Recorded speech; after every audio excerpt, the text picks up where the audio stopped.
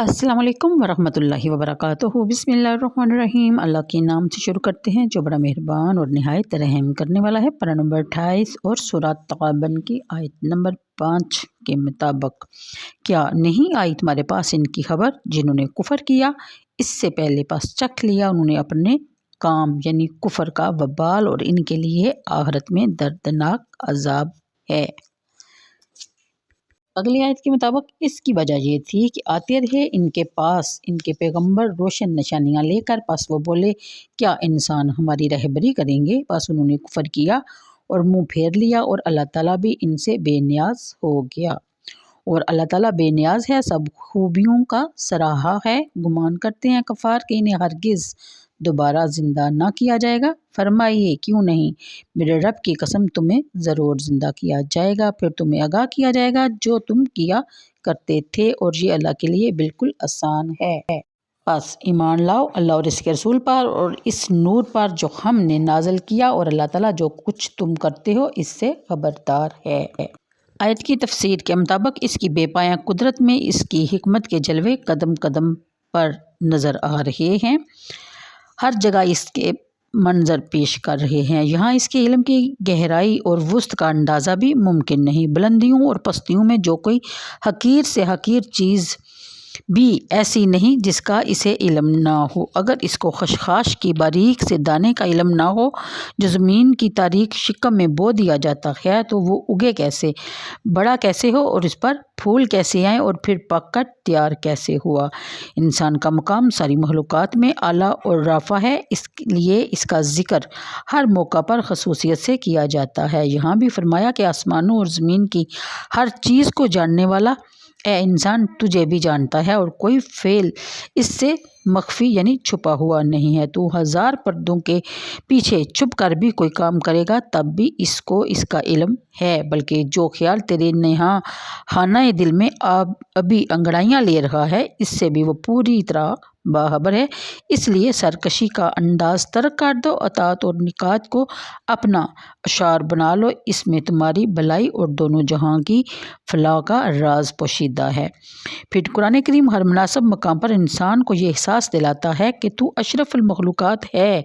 जो शक्ल व सूरत तुझे दी गई है वो भी बेनज़ीर है, जो फ़हम व शऊर तुझे बख्शा गया है इसकी भी कोई मिसाल नहीं। फ़ेल तरक्की जो आज़ादी तुझे दी गई है किसी और मखलूक को नहीं दी गई। अब तेरा भी फ़र्ज़ है कि अपने करीम रब को पहचान, अपनी ज़िंदगी को इसके अहकाम के सांचे में डाल, इसकी नेमतों का शुक्र अदा कर, और इससे दो मकसद पूरे हो जाएंगे, तेरा खुदा भी राज़ी हो जाएगा और तेरी शख्सियत को भी चार चांद लग जाएंगे। सुबहान अल्लाह। और तू अपने मकसद हयात को भी उम्दा तरीके से अंजाम दे सकेगा। सुबहान अल्लाह, सुबहान अल्लाह। अगली आयत की तफसीर कुछ यूँ है कि जिन लोगों ने इस हकीकत को ना पहचाना वो अपने रब का शुक्र अदा करने के बजाय सरकशी की राह पर चल निकले, और कुफ्र और शिरक और फसक और फजूर के हारजारों पर फंस कर रह गए। इनके दर्दनाक अंजाम की खबरें ज़बाएं ज़दे अवाम हैं, तुमने बारहा सुनी होंगी। फिर बयान फरमाया गया इनकी गुमराही की वजह भी बताई जा रही है कि हमने इनको अक्ल व फ़हम में भी अता किया है। मज़ीद करम ये फरमाया कि इनकी तरफ अपने रसूल मबऊस किए जो इन्हें राह हक़ दिखाएं, और इन पैगम्बरों के मोजज़े भी देखें ताकि वो इनको पहचान सकें। लेकिन इन अहमकों ने यह कहकर इनकी दावत कबूल करने से इनकार कर दिया कि ये भी हम जैसे इंसान हैं, हम अपने जैसे इंसानों का इत्बा नहीं करेंगे। नतीजा ये हुआ कि अल्लाह ताला ने भी इनके तरफ से बेपरवाही इख्तियार कर ली और इन्हें इनके हाल पर छोड़ दिया।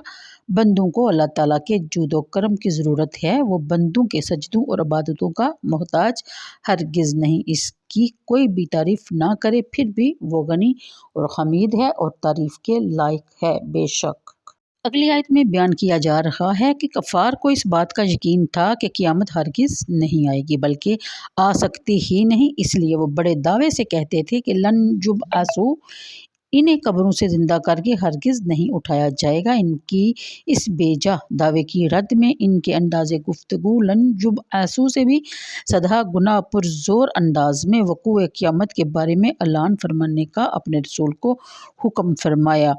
हबीब آپ فرمائیے اے کافرو تمہارا یہ خیال سراسر باطل ہے کہ تمہیں دوبارہ زندہ نہیں کیا جائے گا۔ میں اپنے رب کی قسم کھا کر کہتا ہوں کہ تمہیں ضرور دوبارہ زندہ کیا جائے گا۔ صرف اسی پر بس نہیں کیا جائے گا بلکہ تمہاری زندگی کا سارا دفتر عمل تمہارے سامنے کھول کر رکھ دیا جائے گا اور تم میں یہ طاقت نہ ہوگی کہ تم کسی ایک بات کا بھی انکار کر سکو گے۔ اور ایسا کرنا میرے رب کے لیے قطعاً دشوار نہیں۔ جس طرح اس نے کائنات کی تخلیق کے وقت فرمایا کن اور یہ سارا جہان اپنی بو کلمونیوں کے ساتھ نیست سے ہست ہو گیا، اسی طرح اس وقت بھی اس کا ایک اشارہ ہوگا اور تم سر جھکائے قبروں سے نکل کھڑے ہوگے۔ تمہارے لیے تو واقعی بکھرے ہوئے ذروں کو یکجا کرنا مشکل بلکہ ناممکن ہے، لیکن میں تو اپنے رب کی بات کر رہا ہوں جو اعلیٰ کل شیء قدیر ہے۔ پھر بیان فرمایا گیا کہ کفر اور انکار کا انسان کو جن ہلاکتوں سے دوچار کر دیتا ہے، پہلے ان کا ذکر کیا، پھر قیامت کے وقوع پذیر ہونے کا حتمی اعلان فرمایا گیا۔ اب ارشاد فرمایا جا رہا ہے کہ تمہاری سلامتی اور بہتری اسی میں ہے کہ تم اللہ تعالیٰ اور اس کے رسول مکرم صلی اللہ علیہ وآلہ وسلم پر ایمان لیا اور قرآن کریم جو سراسر نور ہدایت ہے اس کو اللہ کا سچا کلام تسلیم کر لو۔ یہ نور تمہاری زندگی کے گوشہ گوشہ کو منور کر دے گا، اس کی چمک سے تمہارے تصورات کی ظلمت کدے میں اجالا ہو جائے گا، حق اور باطل میں تم بآسانی امتیاز کر سکو گے، تمہاری معاشی خوشحالی، تمہاری اخلاقی برتری اور تمہاری روحانی ترقی کی منزل کی طرف یہی نور تمہاری رہنمائی کرے گا۔ علامہ آلوسی لکھتے ہیں جس کا ترجمہ ہے کہ یعنی یہاں نور سے مراد قرآن کریم ہے کیونکہ وہ اپنے اعجاز بیاں کے باعث خود بھی روشن ہے اور دوسرے حقائق کو بھی آشکارا کرنے والا ہے۔ تو آج کے لیے اتنا ہی، مجھے دیجیے اجازت، دعاؤں میں یاد رکھیے گا، ویڈیو کو لائک اور شیئر کرنا اپنا فریضہ اول بنا لیجیے۔ اللہ حافظ۔